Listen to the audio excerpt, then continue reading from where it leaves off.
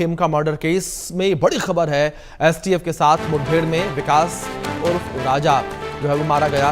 दबिश के दौरान विकास ने पुलिस पर फायरिंग की थी। जवाबी कार्रवाई में आरोपी विकास जो है वो मारा गया है।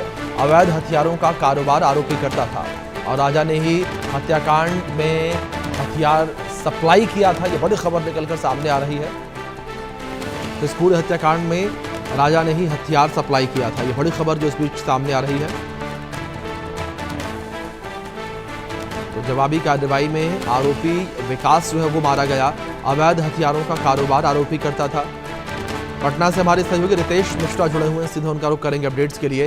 रितेश, जिस तरीके से एसटीएफ को एक बड़ी कामयाबी ये मिली है, कहा जा रहा है आरोपी मुठभेड़ में मारा गया। अब बिल्कुल देखिए कि सबसे बड़ी बात है कि अब इस पूरे मामले की भी जांच जरूर चल रही है कि एसटीएफ को कौन सी परिस्थिति रही जिसकी वजह से इसे मारना पड़ा। राजा उर्फ विकास जो है वो पटना सिटी का कुख्यात अपराधी हथियार सप्लाई करता है और अन्य जो कई जो आपराधिक मामले हैं इसमें इसकी संलिप्तता रही है। सुबह 4 बजे पुलिस दावा कर रही है कि इसे अरेस्ट करने गई थी, लेकिन इसने पुलिस पर ही हमला कर दिया, जिसके बाद पुलिस ने जवाबी कार्रवाई में फिर फायरिंग की और इसमें जो विकास है उसकी मौत हो जाती है। लेकिन ये पुलिस की किसी तरह की उपलब्धि से नहीं कहेंगे, क्योंकि एक बड़ा मामला है। गोपाल खेमका बिहार के सबसे बड़े इंडस्ट्रियलिस्ट में से एक हैं। उनका एक जिसकी संलिप्तता बताई जा रही है उमेश, कल उसकी पूछताछ हुई है और उसी पूछताछ के आधार पर फिर ये पता चला कि हथियार सप्लायर है विकास, उसने हथियार सप्लाई की थी। उसके बाद जब पुलिस वहां पकड़ने पहुंचती है तो उसको पुलिस गोली मार देती है, यानी एनकाउंटर करती है। इतने बड़े घटनाक्रम में अगर कोई अपराधी है और उसका एनकाउंटर अगर हो जाएगा तो जाहिर सी बात है कि आपके एनकाउंटर पर सवाल उठेंगे, टाइमिंग पर भी सवाल उठेंगे, क्योंकि आखिर उसने किसके कहने पर हथियार सप्लाई किया था, कौन है इसके मास्टरमाइंड, इसके पीछे का मास्टरमाइंड, ये सारी चीजें उसी से खुलती हैं। तो ये कोई बहुत बड़ी उपलब्धि नहीं है कि आपने इस पूरे मामला में कई लोगों को पकड़ा है। पहले तो हत्या हो जाना ही सबसे बड़ा सवाल पैदा करता है कि जिस व्यक्ति के बेटे की हत्या 2018 में हो गई, उसके बाद उसकी हत्या हो जाती है और एक ही अपराधी पर। और देखिए सबसे बड़ी हैरानी की बात ये है कि 2018 में इनके बड़े बेटे गुंजन खेमका की हत्या हुई और उसमें कौन मास्टरमाइंड था वो आज तक पुलिस पता ही नहीं लगा सकी।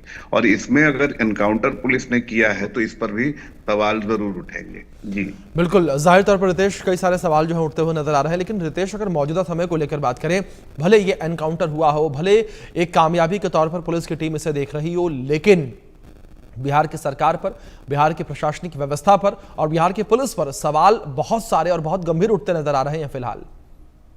अब बिल्कुल देखिए कि जिस तरह से ताबड़तोड़ घटनाएं हो रही हैं, आप देख लीजिए कि गोपाल खेमका हत्याकांड, उसी दिन सिवान में 3 लोगों की हत्या हो गई। ये चौथी हत्या हुई थी। एक मिनट समझिए कि 4 से 6 घंटे के अंतराल पर ये चौथी हत्या। उसके बाद देखिए कल नालंदा में, आप लगातार बुलेटिन पर आ रहे हैं, मैं लगातार सारी चीजों का अपडेट दे रहा हूं, तो मुझे याद हो चुका है कि कौन घटनाएं कहां पे हो रही है। इस तरह की चीजें मैंने पहले बिहार में बहुत कम देखी। आप देखिए कि फिर नालंदा में कल 2 की हत्या, फिर परसों रात में पटना में एक स्कूल संचालक की हत्या, उसके बाद आप देखिए मुजफ्फरपुर में हत्या, मोतिहारी में हत्या, आरा में हत्या। तो हर जगह हत्याएं हो रही हैं। और बिल्कुल रितेश, बिल्कुल ठीक कहा आपने। हत्याओं का जो दौर है, जो सिलसिला है, वो रुकने का नाम नहीं ले रहा। लगातार ये दौर बढ़ता ही चला जा रहा है। अब देखने की बात यहाँ पर ये होगी कि किस तरीके से इन लगातार हो रही हत्याओं पर पुलिस की टीम और बिहार सरकार अंकुश लगा पाती है। फिलहाल के लिए बहुत शुक्रिया आपका जुड़ने के लिए और इन तमाम अपडेट्स के लिए भी। वक्त एक छोटे से ब्रेक का, बने रहे इंडिया न्यूज के साथ।